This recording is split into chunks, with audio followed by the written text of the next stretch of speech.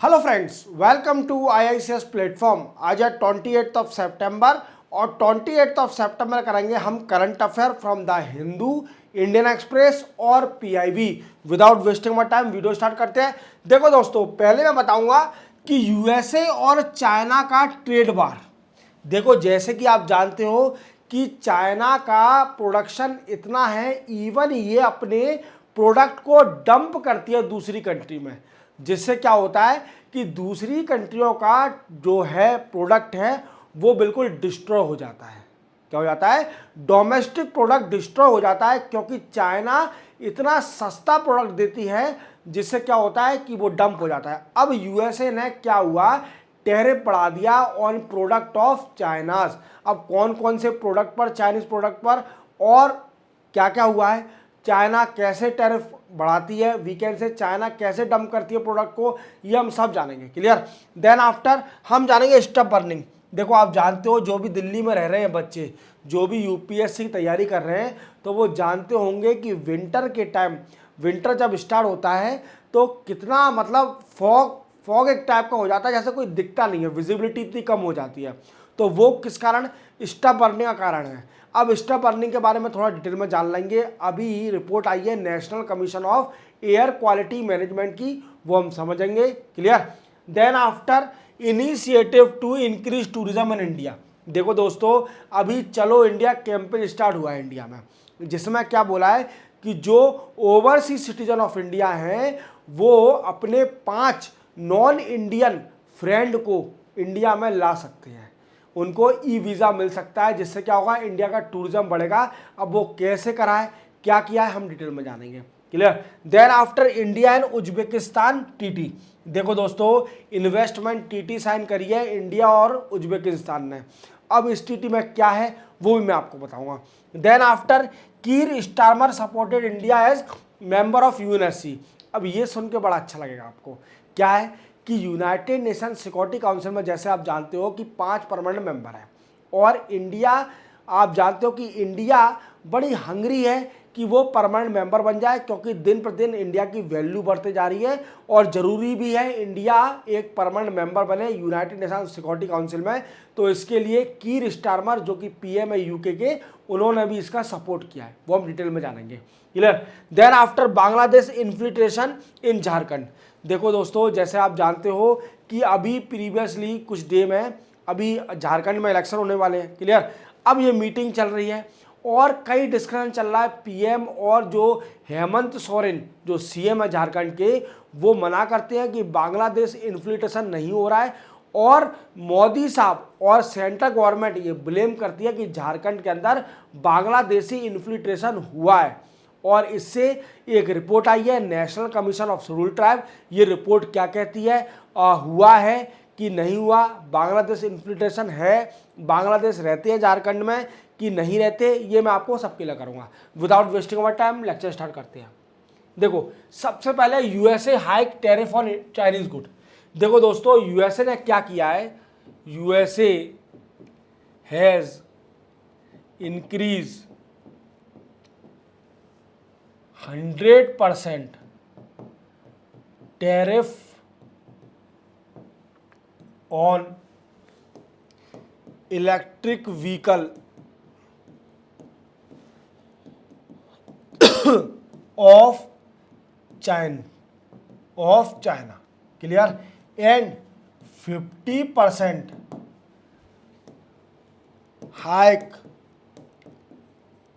Tariff on solar cell and 25% tariff on steel, aluminium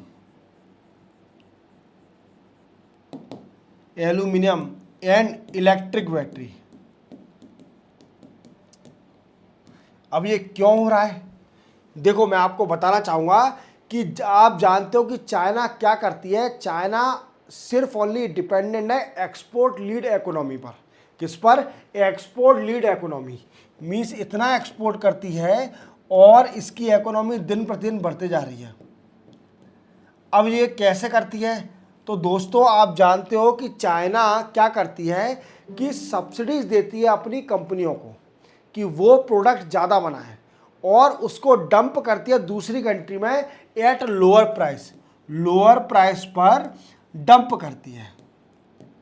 और dump करने से क्या होता है कि दूसरी कंट्री की जो डोमेस्टिक कंपनियां हैं वो डिस्ट्रॉय होती जाती हैं।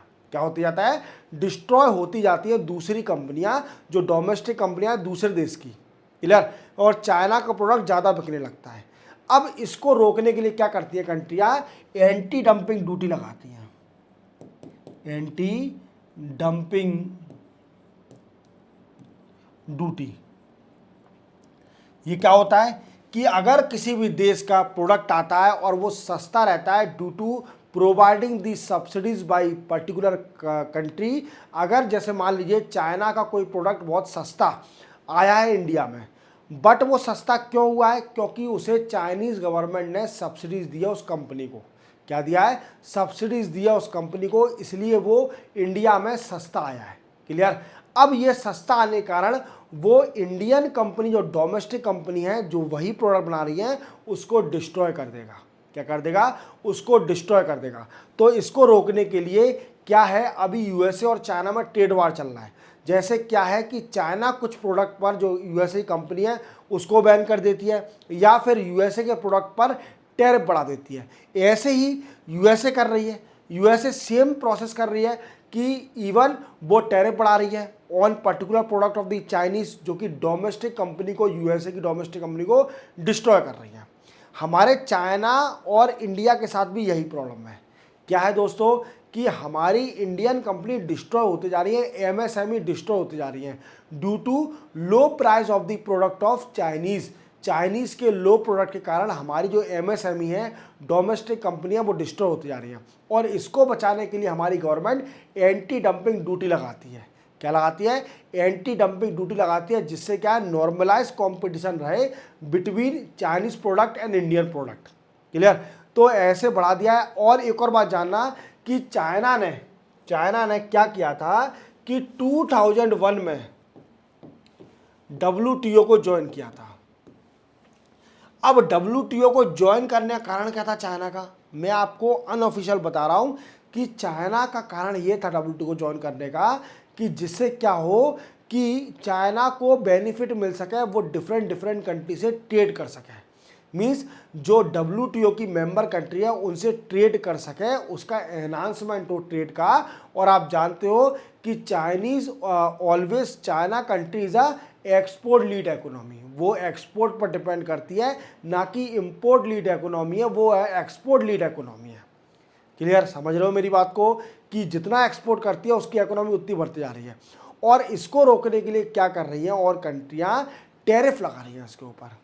जैसे आप जानते हो, अब मैं इंडिया का एग्जांपल देता हूं कि हमारा टारगेट है 500 gigawatt, we can say renewable energy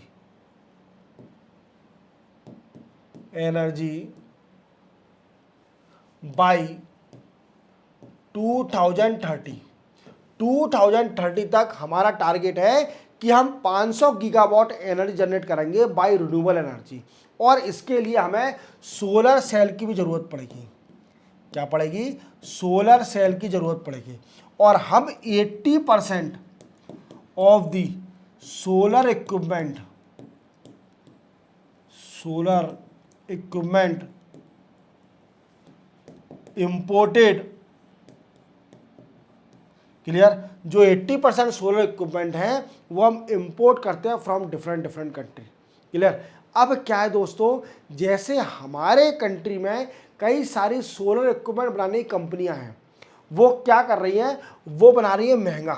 वो जैसे मान लीजिए कुछ भी हाई कॉस्ट है उसकी, और चाइना वही प्रोडक्ट डंप कर रहा है हमारी कंट्री में सस्ता, क्योंकि चाइनीज गवर्नमेंट ने उस कंपनी को सब्सिडीज देके रखी है, इसलिए वो सस्ता हो गया है प्रोडक्ट, इसलिए वो डिस्ट्रॉय कर रहा है हमारी डोमेस्टिक कंपनी को जो हाई प्राइस कर रही है। क्लियर? क्योंकि उनका प्रोडक्ट लेगा ही नहीं, तो इसलिए इंडिया भी क्या करती है? एंटी डंपिंग ड्यूटी लगाती है। Anti dumping duty anti dumping duty जब लगाई जाती है जब कोई कंट्री अपने प्रोडक्ट को सस्ता करने के लिए कंपनियों को सब्सिडीज देती है और इतना सस्ता कर देती है कि जो दूसरी कंट्रियों में जब वो इंपोर्ट होता है तो वो डोमेस्टिक कंपनी को डिस्ट्रॉय कर देता है। डोमेस्टिक कंपनी को डिस्ट्रॉय कर रहा है, डिस्टॉर्शन कर रहा है। इवन उस कंट्री के अंदर उसका प्रोडक्शन इतना हाई हो रहा है, सरप्लस प्रोडक्शन है, तो अभी वो सस्ता बेचा जा रहा है दूसरी कंट्री के द्वारा due to providing the subsidies to that particular company. Clear, समझ गए इतना? तो यूएसए और चाइना का ट्रेड वार बिल्कुल क्लियर हो गया। चलते अपन नेक्स्ट न्यूज पर। नेक्स्ट है स्टफ बर्निंग। देखो आप जानते हो जितने भी यूपीएससी के स्टूडेंट हैं और जो दिल्ली में तैयारी कर रहे हैं, ओल्ड राजेंद्र नगर में या मुखर्जी नगर में तैयारी कर रहे हैं, तो आप जानते हो कि विंटर, जैसे ही विंटर सीजन आता है तो आपको लगता होगा कि एक पर्सन, एक स्टूडेंट और एक एस्पिरेंट दिखता नहीं होगा आसपास कि कौन एस्पिरेंट आ रहा है। इतना पॉल्यूशन हो जाता है, इतना पॉल्यूशन हो जाता है। अब इसका कारण क्या है? इसका कारण क्या है? तो इसके दो कारण फाइंड आउट किए गए। क्या फाइंड आउट? पहला है स्टफ बर्निंग। स्टफ बर्निंग कहां पर? Stuff burning Haryana and Punjab. और दूसरा इसका कारण बताया गया कि जो फायर क्रैकर होते हैं, we can say fire cracker, जो दिवाली पर चलाए जाते हैं फटाके, उससे जो पॉल्यूशन निकलता है, that is also a major reason of pollution in Delhi in winter season. इतनी विजिबिलिटी कम हो जाती है कि इवन मैं तो फेस कर चुका हूँ, मैं दिल्ली में रह चुका हूँ, तो मुझे मालूम है विंटर सीजन जैसे ही आता है तो इतना पॉल्यूशन हो जाता है कि मीन्स 10 मीटर के पास जो बंदा खड़ा होगा, एस्पिरेंट खड़ा होगा, वो भी चमकेगा नहीं, वो भी दिखेगा नहीं, इतना पॉल्यूशन हो जाता है। तो आप समझ सकते हैं कि दिल्ली की कितनी बुरी कंडीशन हो जाती है विंटर सीजन में। और इसको रोकने के लिए दिल्ली कई प्रयास करती है, बट वो प्रयास हमेशा फेल होते जा रहा है। तो अभी रिपोर्ट आई है, वी कैन से अभी सुप्रीम कोर्ट में से सुनवाई थी और जो commission of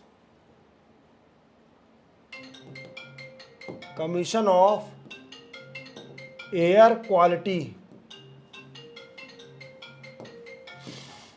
monitoring, air quality monitoring ने क्या बोला है? क्या बोला है कि इस बार स्टफ बर्निंग इतनी ज़्यादा हुई है, अगर देखा जाए तो 15 सितंबर से लेकर 25 सितंबर तक we can say 11 times high stuff burning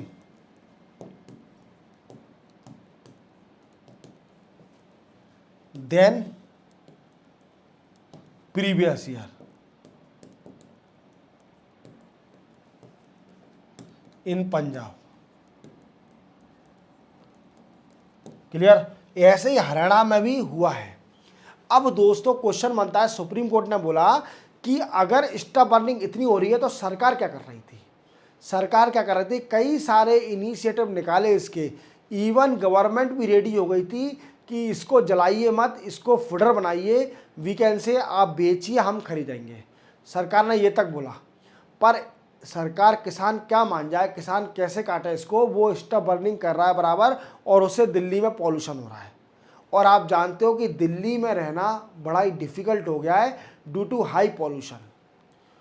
आप जानते हो एयर क्वालिटी इतनी लो है वहाँ पर, इतनी लो है कि दिल्ली में सर्वाइव करना मीन्स आप बड़ा मुश्किल हो जाएगा।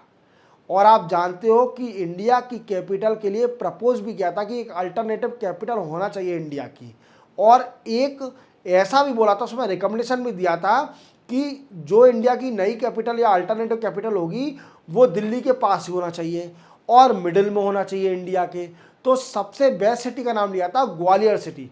ग्वालियर सिटी हो सकती है इंडिया की अल्टरनेटिव कैपिटल, बट वो नहीं, वो प्रपोज रिकमेंडेशन थे, कुछ 2-3 सिटी के नाम बताए थे, इसमें एक ग्वालियर भी सिटी थी, पर वो अलग चीज़ है, वो डिफरेंट चीज़ है। मैं तो स्टफ बर्निंग के बारे में समझा रहा हूँ। तो उसको कैसे कंट्रोल किया जाए, तो जो commission of air quality management ने सुप्रीम कोर्ट से बोला है कि हमने बता दिया कि इस साल अगर देखा जाए तो 15 सितंबर से लेकर 25 सितंबर के बीच में इतना स्टफ बर्निंग हुआ है 11 time more than previous year in Punjab only and 8 या 7 times higher in Haryana as well as compare to the previous year. तो स्टफ बर्निंग के कारण कितनी विजिबिलिटी लो हो जाएगी, कितना पोल्यूशन दिल्ली में फिर से बढ़ेगा जब विंटर सीजन स्टार्ट होगा।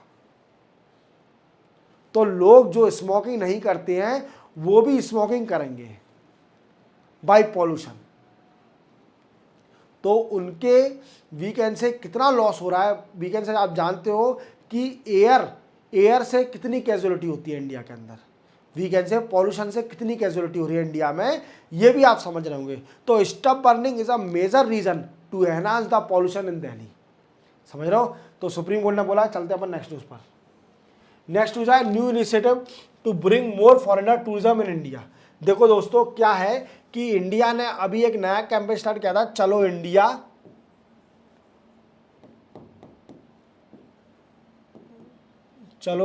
कैंपेन, चलो इंडिया कैंपेन, ये कैंपेन इंडिया ने स्टार्ट किया था, क्लियर। अब इसका मेन मोटिव क्या है, इसका मेन मोटिव है to increase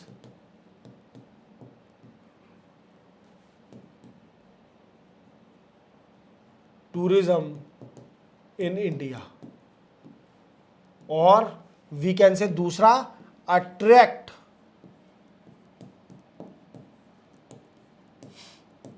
foreigner toward India, foreigner को अट्रैक्ट करना toward India. These are the main motive of Chalo India campaign. अब कैसे अट्रैक्ट किया जाएगा, तो क्या है कि मिनिस्ट्री ऑफ होम अफेयर, पहले तो एक्सटर्नल अफेयर,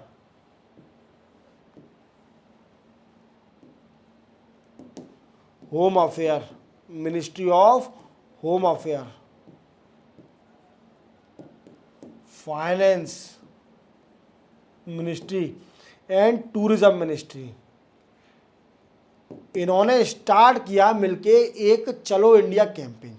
अब ये क्या है दोस्तों, तो देखो आप जानते हो कि ओसीआई कार्ड होल्डर होते हैं, ओवरसीज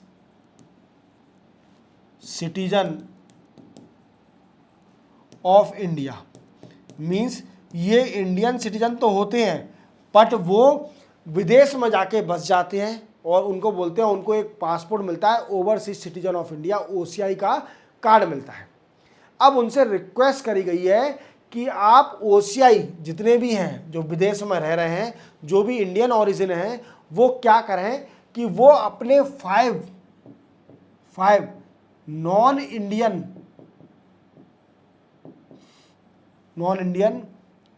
फ्रेंड्स को इंडिया ला सकते हैं। वीकेंड से 5 नॉन इंडियन फ्रेंड को इंडिया ला सकते हैं bye registration.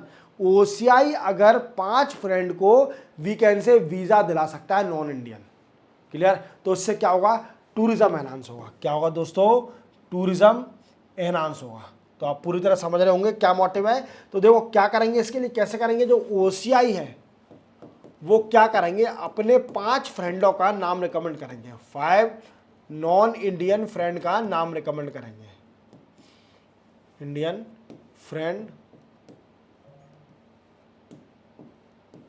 Recommend name,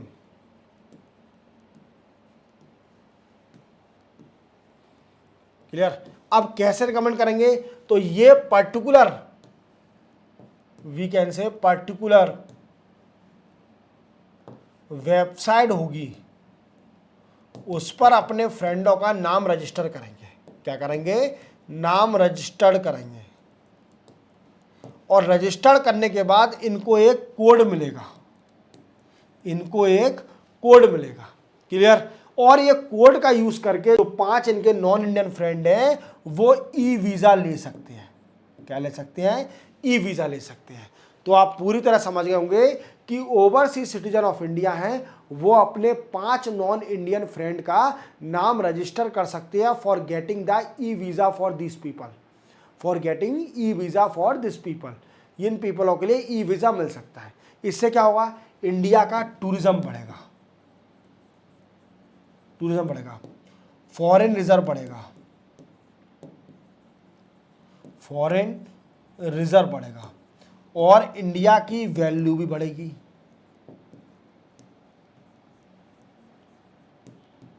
clear? तो आप समझ गए इतना कि जो नया इनिशिएटिव आया है चलो इंडिया कैंपेन, ये क्या है। तो एक और याद रखना, मेंशन करके आया ना, चलो इंडिया कैंपेन, चलो इंडिया कैंपेन। क्लियर? याद रखोगे, मेंशन करके आया ना टूरिज्म में। क्लियर? चलो इंडिया कैंपेन। चलते अपन नेक्स्ट न्यूज़ पर। देखो, India and Uzbekistan sign bilateral investment treaty. क्या है दोस्तों कि देखो, इंडिया और उज्बेकिस्तान, पहले तो आप उज्बेकिस्तान को जान लीजिए कि उज्बेकिस्तान क्यों हमारे फाइनेंस मिनिस्टर साहब मैम गई। तो ये फाइनेंस मिनिस्टर, जो हमारे फाइनेंस मिनिस्टर मैम हैं निर्मला सीतारमन, कौन है? निर्मला सीतारमन। क्लियर? ये हमारी फाइनेंस मिनिस्टर है। अब इन्होंने क्या किया ऐसा, तो दोस्तों ये अभी उज्बेकिस्तान समरखंड में गई थी। कहाँ पर? Summer and Uzbekistan. अब क्यों गई थी, ये भी क्वेश्चन बनता है कि ये क्यों गई थी। तो वहां पर एशियन इंफ्रास्ट्रक्चर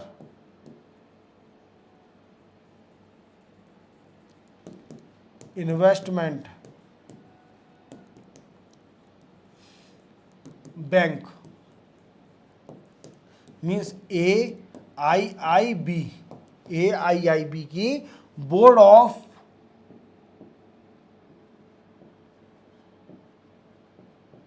गवर्नर की मीटिंग हो रही थी, बोर्ड ऑफ गवर्नर की मीटिंग हो रही थी। और हमारे जो फाइनेंस मिनिस्टर मैम हैं इन्होंने इंडिया को रिप्रेजेंट किया था। और आप जानते हो कि मैं आपको कई बार बता चुका हूं कि AIIB क्या है। ये इंडिया इसकी सेकंड लार्जेस्ट शेयर होल्डर है। क्लियर? इस बैंक की India is the second largest share holder. तो याद रखोगे। अब क्या है दोस्तों कि इनकी ये तो मीटिंग हुई, पर इन्होंने इंडिविजुअल मीटिंग उज्बेकिस्तान से भी की।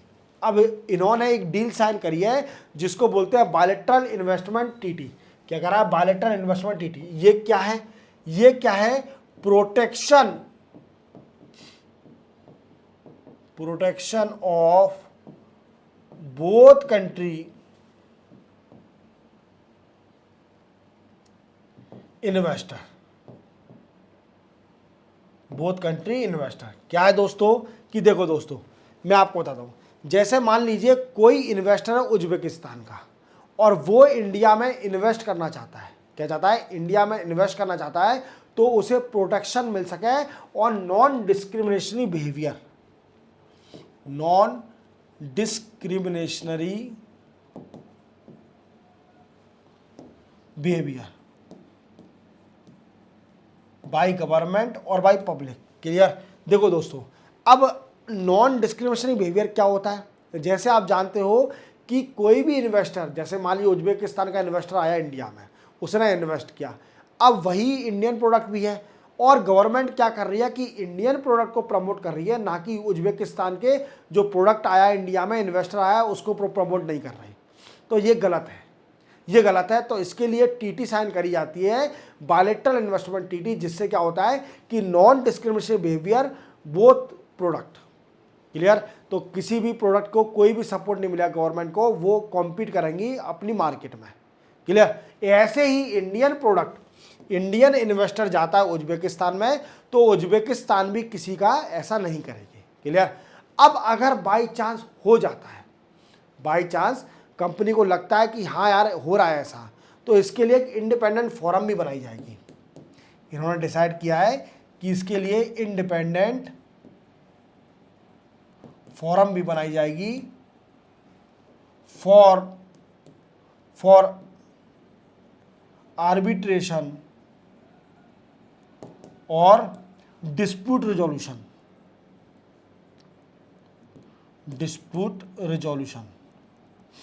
क्या है ये इंडिपेंडेंट फोरम? देखो इसमें क्या है, पेटिशन लगाएगी अगर किसी कंपनी को लगता है कि मेरे संग डिस्क्रिमिनेशनरी बिहेवियर हो रहा है। क्लियर। इस कंट्री में जैसे इंडियन इन्वेस्टर उज्बेकिस्तान गया, उसको लगता है कि गवर्नमेंट मेरे संग डिस्क्रिमिनेटरी बिहेवियर कर रही है, मेरी कंपनी को प्रमोट नहीं कर रही है, इवन अपनी डोमेस्टिक कंपनी को प्रमोट कर रही है, तो वो इसमें पेटिशन लगाएगा इंडिपेंडेंट फोरम में और इसी के साथ उसकी सुनवाई होगी। ठीक है, देखते हैं जो भी होगा। तो ये डिसाइड हुआ है। तो बायलैटरल इन्वेस्टमेंट टीटी यही होती है कि ये दो कंट्रियाँ जब टीटी साइन करती हैं कि हमारे जो प्रोडक्ट है, इन्वेस्टर है, उसके संग कोई डिस्क्रिमिनेशनरी बिहेवियर नहीं होगा आपकी कंट्री में भी। अगर होता है तो उसके लिए एक इंडिपेंडेंट फोरम होगा जिसमें वो पेटिशन लगा सकता है, वो डिस्कस कर सकता है कि हमारे संग ऐसा गलत क्यों हो रहा है। क्लियर। तो आज डिस्प्यूट रिजोल्यूशन हो जाएगा। इवन अगर होता है तो देन फाइनली क्या होता है वो डिसीजन आएगा, वो अपन जानते रहिए। क्लियर। पर अपना काम है मेंशन करके आना कि इंडिपेंडेंट फोरम सेटअप करी जाएगी for dispute resolution as well as both country sign the bilateral investment टीटी। क्लियर। चलते हैं अपन नेक्स्ट न्यूज पर। नेक्स्ट है Keir Starmer supported India as a permanent member of UNSC. ये न्यूज़ बड़ी इंपॉर्टेंट है। देखो, मैं आपको हर लेक्चर में बता रहा हूँ कि यूनाइटेड नेशन जनरल असेंबली की मीटिंग चल रही है न्यूयॉर्क में, और इस न्यूयॉर्क में मीटिंग में G4 की मीटिंग हुई। G4 क्या है कि ये G4 है, ग्रुप है 4 कंट्रियों का, इंडिया, जर्मनी, जापान और वीकेंड से जापान, जर्मनी, इंडिया और ब्राज़ील, ये 4 कंट्रियों का ग्रुप है। क्लियर। अब ये ग्रुप बना क्यों था? बना इसलिए था कि इसको जो परमानेंट मेंबर है यूएनएससी में, यूनाइटेड नेशन सिक्योरिटी काउंसिल में, उनको मेंबर से मिल सके, वो भी परमानेंट मेंबर बन जाए, तो सपोर्ट करने के लिए ग्रुप बना था। क्लियर। मैंने प्रीवियस लेक्चर में बताया था।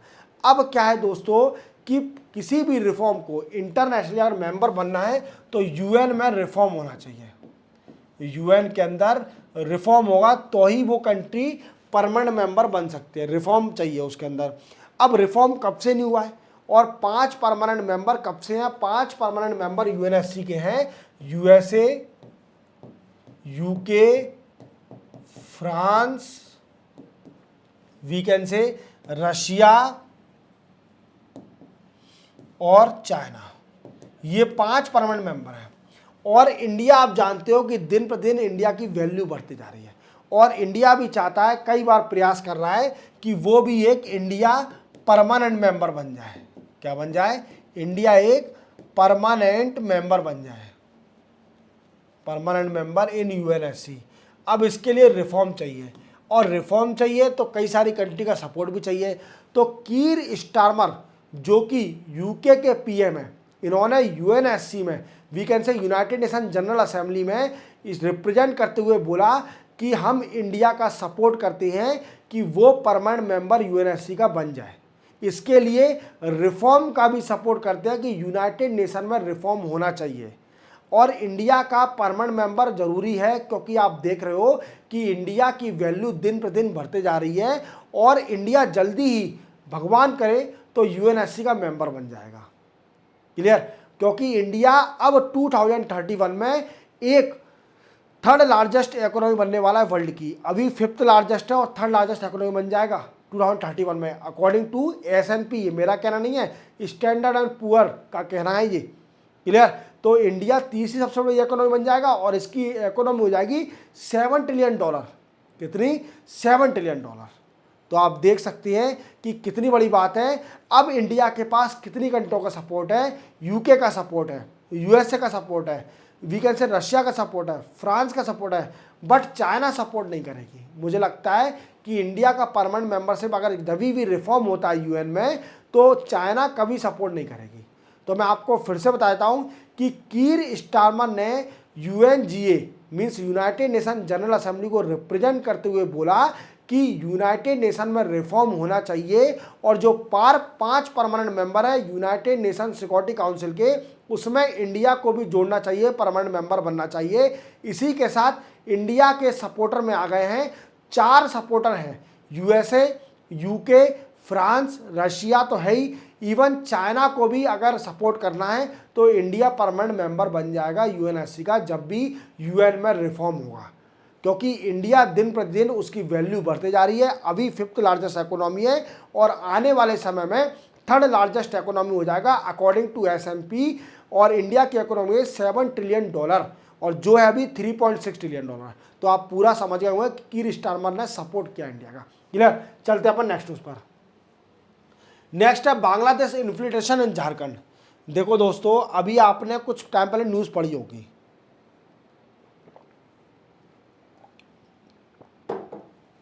क्या न्यूज़ पढ़ी होगी कि आप जानते हो कि झारखंड में इलेक्शन होने वाले हैं, झारखंड में इलेक्शन होने वाले हैं और झारखंड जो सीएम है हेमंत सोरेन, हेमंत सोरेन, क्लियर, ये सीएम है हेमंत सोरेन। अब क्वेश्चन बनता है, ये हेमंत सोरेन जो सीएम है, जब मीटिंग चल रही थी तो सेंट्रल गवर्नमेंट ने ब्लेम लगाया था, सेंट्रल गवर्नमेंट ने ब्लेम लगाया था किस पर, झारखंड पर, कि झारखंड में बांग्लादेशी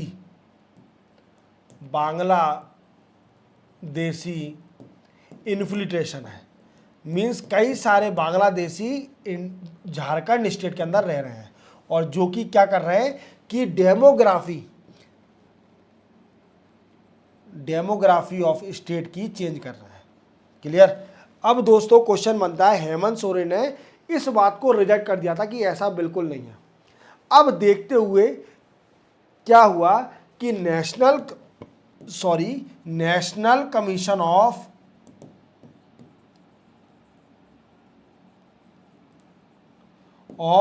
शेड्यूल्ड ट्राइब्स की रिपोर्ट आई और इसने रिपोर्ट अपनी सबमिट कर दी होम मिनिस्ट्री को, और इस रिपोर्ट में बोला गया कि इस रिपोर्ट में क्या बोला गया कि हाँ, जो संथल परगना है इन झारखंड, यहां पर कई सारे बांग्लादेशी रह रहे हैं, कई सारे बांग्लादेशी रह रहे हैं और जो कि ट्राइबल वहां पर रहती हैं, संथल ट्राइब, उसके डेमोग्राफी को चेंज कर रहे हैं,